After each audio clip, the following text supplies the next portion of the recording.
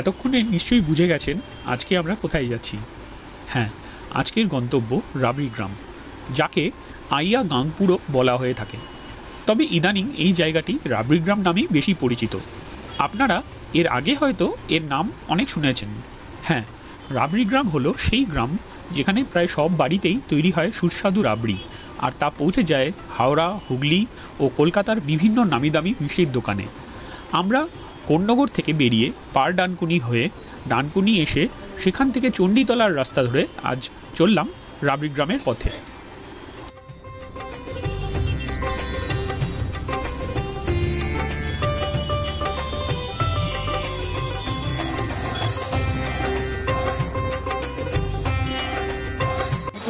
চণ্ডীতলার দিকে আমরা টার্ন নিয়েছি, তো এখানে একটা মিষ্টির দোকান আছে, এখানে আমরা ব্রেকফাস্ট করবো এখন। দারুণ ভালো লাগছে, দারুণ এনজয় করছি, বাইকে করে যাচ্ছি এখন আইয়া গাংপুর মানে রাবরি গ্রাম, যেটা আমরা চণ্ডীতলা ক্রস করে অনেকটা এগিয়ে এসেছি। এবার মশাট যাব, মশাট থেকে এগিয়ে আইয়া গাংপুর করবে। আমি পুরো ডিটেলসটাই আপনাদের সাথে শেয়ার করছি। কেমন লাগছে অবশ্যই জানাবেন, সঙ্গে থাকুন।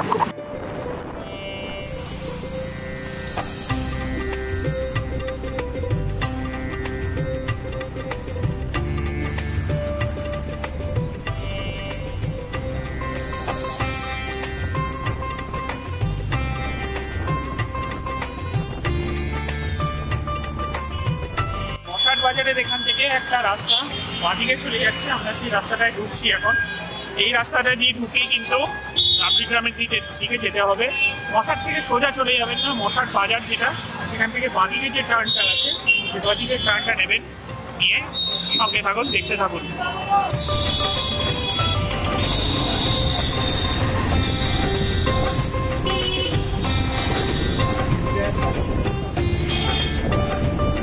মশাট থেকে বাঁদিকে যে রাস্তাটা দিয়ে আমরা ঢুকলাম সেটা দিয়ে সোজা আপনাকে যেতে হবে কিছুটা, অন্তত 5-6 কিলোমিটার মতো। সেখান থেকে কি আপনি পাবেন হচ্ছে আইয়া মোড়। আইয়া মোড়টাই হচ্ছে রাবরি গ্রামের শুরুর জায়গা, মানে এই গ্রামটা শুরু হচ্ছে আইয়া মোড়ের ওখান থেকেই। ওখানে পৌঁছে আমি লোকেশনটা আপনাকে দেখাচ্ছি, জায়গাটা এরকম আপনারা দেখে বুঝতে পারবেন। আপনারা যখন আসবেন তখন মিলিয়ে দিতে পারবেন যে হ্যাঁ জায়গায় এসছে। আমরা এখন যাচ্ছি আইয়া গ্রামের দিকে, দেখতে থাকুন।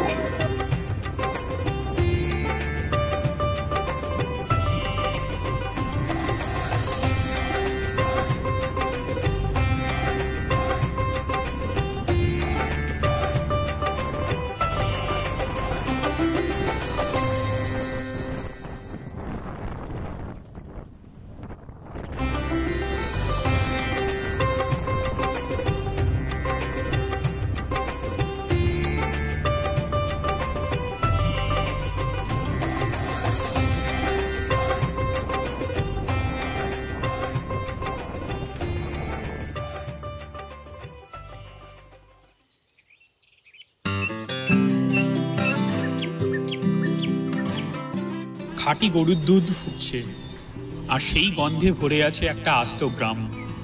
গ্রামের মেঠো পথে অবতরণ করেই সেই গন্ধে মনটা ভরে গেল। এগিয়ে গেলাম 2-3টে বাড়িতে। তারা সদা ব্যস্ত সময়ের মধ্যে পরিমাণ মতো সঠিক গুণমান ও স্বাদ বজায় রেখে বিভিন্ন ধরনের রাবড়ি সাপ্লাই করতে। কথা বলার সময়টুকুও তাদের কাছে নেই। এমনকি জন্মাষ্টমীর আগে এরা প্রায় দিনরাত এক করে রাবড়ি বানান। সামনেই জন্মাষ্টমী, তাই বাড়ির গোপাল ঠাকুরের মুখে একটু রাবড়ি তুলে দিতে চান সবাই। সেই উদ্দেশ্যেই এই ভিডিও।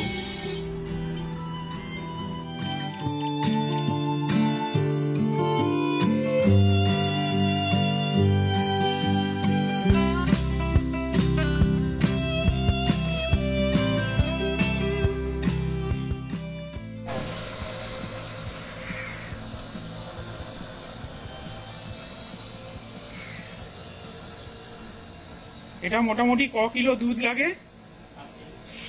7 কেজি। 7 কেজিটাই মানে একদম ওই মাপেই করা হয়। আর এটা কি করছেন? আচ্ছা, দেখুন কি সুইফটলি ছুরি দিয়ে সুন্দর সুন্দর ঘর কেটে কেটে সরের লেয়ার গুলো তুলবেন এবার বোধহয়। বাহ, অপূর্ব। সরের লেয়ার গুলো তুলছেন উনি, একদম চৌপাশ হাত একদম।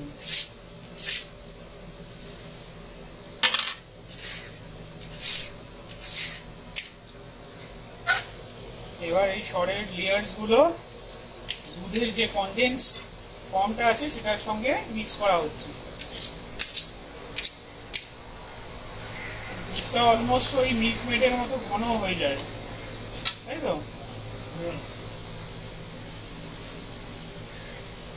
আর এতে কতটা চিনি লাগে মোটামুটি? চিনি মোটামুটি 500 গ্রাম। এই 7 কেজি দুধে 500 গ্রাম চিনি লাগে। আর এটা মানে রাবড়ি হয়ে কতটা দাঁড়ায়? কত কিলো? 2 কেজি মতো দাঁড়ায়। আচ্ছা, আর টোটাল পুরো মানে শুরু থেকে, মানে দুধ জাল দেওয়া থেকে শুরু করে আপনার এই মানে শরটা শুকনো পর্যন্ত কতক্ষণ সময় লাগে বানাতে? 1 ঘন্টা সময় লাগে পুরোটা বানাতে। আচ্ছা, আপনাদের মোটামুটি ধরুন কেউ যদি মানে অনেকটা পরিমাণে অর্ডার দিতে চায় বা ইয়ে করতে চায়, ধরুন বিয়ে বাড়ি বা কোনো অনুষ্ঠান বাড়ির ক্ষেত্রে অর্ডার দিতে চায়, সেটা কিভাবে অর্ডার দেবে? আচ্ছা, হ্যাঁ, নাম্বারটা আমি এখানে ভিডিওর নিচে দিয়ে দিচ্ছি। এই নাম্বারে ফোন করবেন ওনাদেরকে। কোনচি এটা? বাঁশ থেকে চেঁচে চেঁচে তৈরি করা হয় এটা। আচ্ছা, হ্যাঁ, আচ্ছা। আর এই যে আপনারা হাত পাখায় হাওয়া করছেন, মানে হাত পাখায় হাওয়া করা বাদে এমনি হাওয়া দিলেও তো হয়, মানে ফ্যানের হাওয়া দিলেও হয় না? হাত পাখার হাওয়াটা কেন দরকার?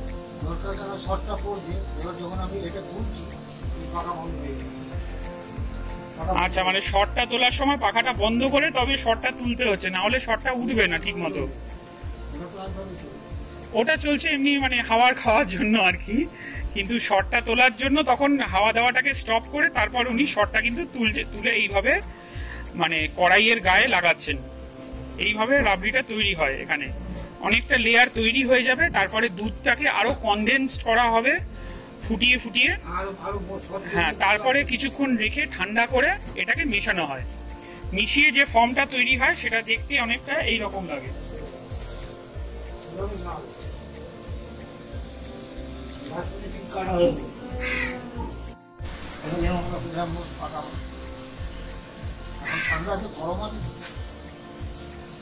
আপনাদের সব থেকে বেশি অর্ডারটা কোন সময় আসে? শীতকালে বেশি আসে অর্ডারটা, শীতকালটায় রাবড়িটা বেশি লোক খায়। আর পুজোর সময় বা অন্যান্য সময়? কোথায়? আচ্ছা, এর ভেতরে উনুন আছে। এখানেও কিন্তু রাবড়ি তৈরির কাজ চলছে, সবাই কিন্তু যুক্ত আছেন রাবড়ি তৈরির কাজে। এখানে কয়লা রাখা আছে, কয়লার উনুনে এখানে রাবড়ি তৈরির কাজ চলছে।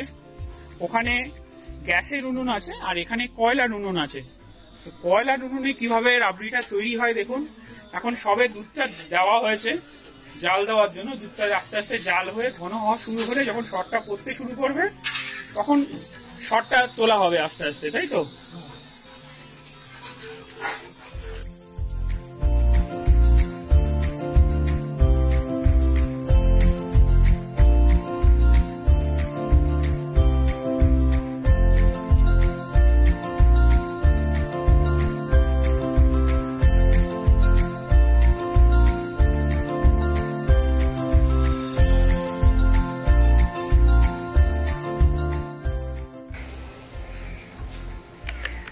এটা ভিতরের যে দুধটা আছে সেটা কিন্তু একদম ওই মিল্কমেডের মতো বা আমুল মিল্কমেড যেটা হয় সেটার মতো ঘন ঘন। এবং এই যে শটটা এটা কিন্তু মানে যে খুব বিশাল পুরু বা বিশাল খুব পাতলা সেরকম কিন্তু নয়, একদম মডারেট টাইপের। আহা, বলবো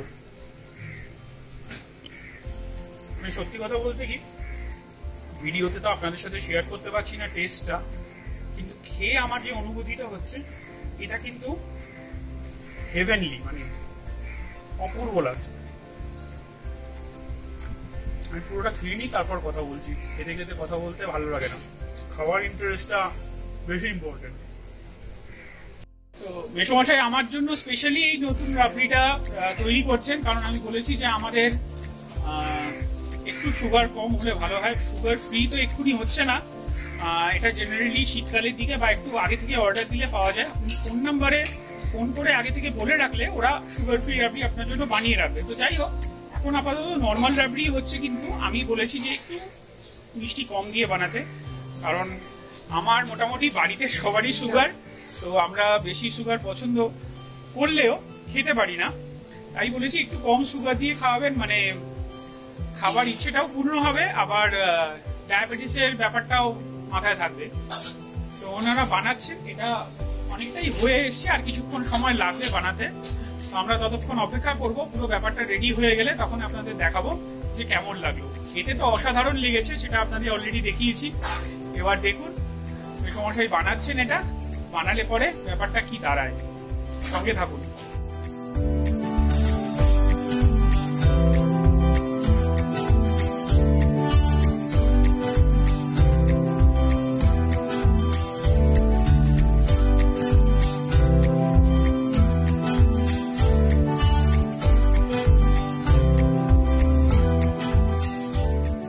দেখুন রাবড়ি মাপা হচ্ছে, আমরা 2 কিলো অলরেডি নিয়েছি, আর 500 গ্রাম রাবড়ি আমরা নিলাম সঙ্গে। একটা দুধ বার করে দাও। তো এইভাবে প্যাকেজিং করা হয় রাবড়ির, এইগুলো করে এটা ঢাকনা দিয়ে সুন্দর করে আমাদেরকে রেডি করে দেবে। ঢাকনা লাগানো হচ্ছে, দেখতে পাচ্ছেন।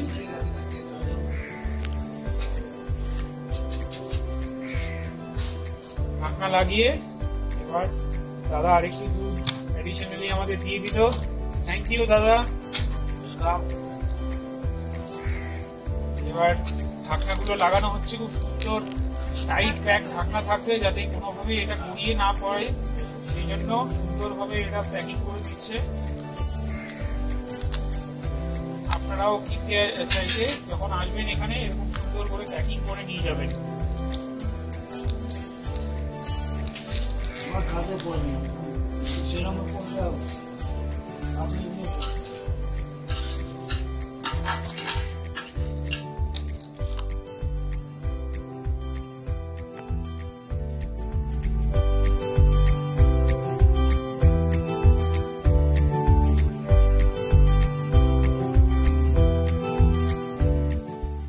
রাবরি গ্রামের অথেন্টিক রাবড়ি নিয়ে আমরা ফিরে চললাম বাড়ির দিকে।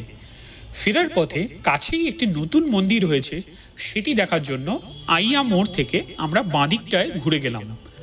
যে মন্দির দেখতে এখন আমরা যাচ্ছি, বলা হয় এটি পশ্চিমবঙ্গের সব থেকে বড় মন্দির।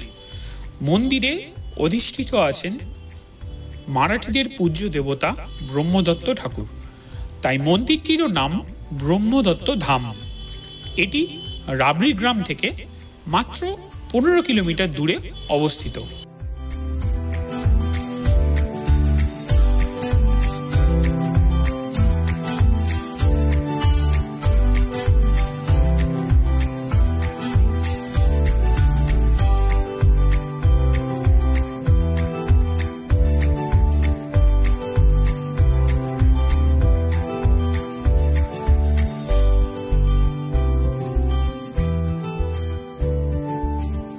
আমাদের আজকের ভ্রমণটা আমরা এখানেই শেষ করছি। ভিডিওটি যদি ভালো লাগে তাহলে ভিডিওটি লাইক করে দেবেন, বন্ধুদের সাথে শেয়ার করে দেবেন। আর আজকের ভ্রমণের বিষয়ে আপনাদের যদি কোনো প্রশ্ন থাকে সেটা কমেন্ট বক্সে অবশ্যই লিখে জানাবেন।